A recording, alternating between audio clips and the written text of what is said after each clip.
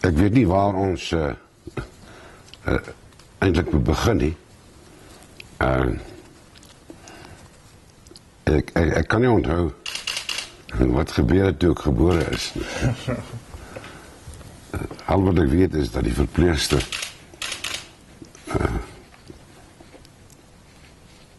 wat gehelp het om my in die wêreld te bring, het 'n paar dae later 'n wit en swart pakkie vir my aangetrek en toe lyk ek glo soos 'n pikkewyn. En daai naam het my bygebly ten spyte van al my pogings om dit hoe sal ek sê uitgeroei te kry en net nooit daaraan geslaag nie. Ek moet eerlik sê op daai stadium 1953 was daar nou nie eers die vaagste benul in my kop dat ek eendag die minister van daardie departement sou word. Dan ek moet baie eerlik met jou wees. Enzovoort. Ons minister op daai fase was Dr. Malang, die eerste ministers, totdat meneer Erik Lou aangestel is deur Strydom, deur advokaat Strydom, was net die eerste ministers, die ministers van buitelandse sake. In ander woorde, generaal Smuts, generaal Herzog, toe Dr. Malang, en meneer Strydom vir 'n paar maande, en toe meneer Erik Lou, en na hom Dr. Hilgard Muller, en soos die noodlot of genade dat wil hê, die ewe na Dr. Hilgard Muller in 1977. Die Mandela het by meer as een geleentheid ons het dikwels op sy versoek privaat ontmoet. In die huis van een van my beamptes byvoorbeeld, net ek en hy. Dan die beampte se vrou vir ons 'n etetjie gemaak. Sy wag buite by sy kar. En dan gesels ons baie openlik oor netelige goeders. Hy was byvoorbeeld geweldig verontrus oor ons regtervleuel. Oor die regsgesinde party van Dr. Treni Gelaan. Nie op daai stadium nie, maar van Constant Viljoen. Hy het bijvoorbeeld by geleentheid my gesê, Pik, you're driving into a rebellion, you're driving too far.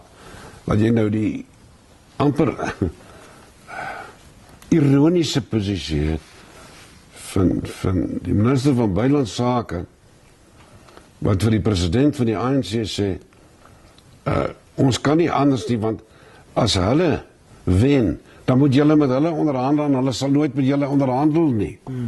Hulle sal nooit toestem tot hierdie grondwet wat ons besig is om aan te skaaf nie.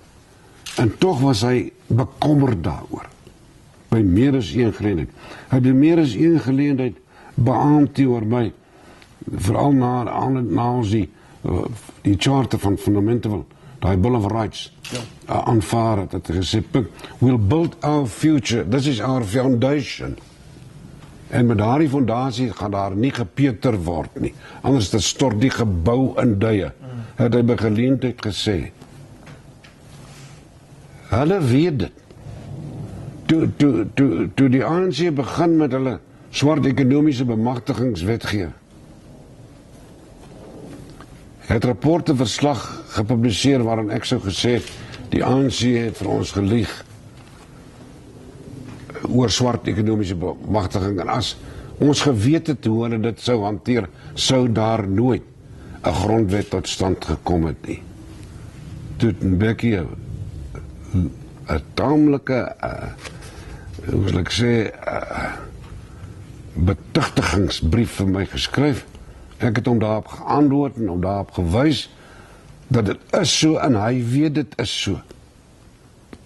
Dat hierdie wetgewing waardeur hulle nou weer groepskwotas invoer vir werksuitdeling is rassisties. En dat die jong mense van hierdie land nie gestraf moet word vir die verkeerdhede van hulle voorvaders en voorouers nie.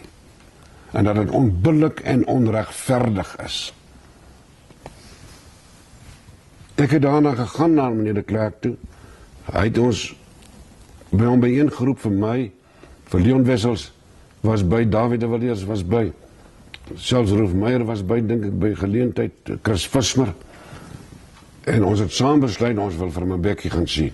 Hy het 'n brief geskryf, om met hom te praat. Jy weet, na aanleiding van swart ekonomiese bemagtiging, maar moontlike ander neigings om te torn aan die verskantste artikels van die grondwet. Meneer de Klerk het vir hom 'n brief geskryf. Hy het ons nooit geantwoord nie. Daarna het hy rukkie later probleme lyk my begin ervaar binne die party ensovoorts. Ek is vandag nog spyt daaroor. Want ons moet weer terugkeer na die gemoedstoestand van 1990-1994.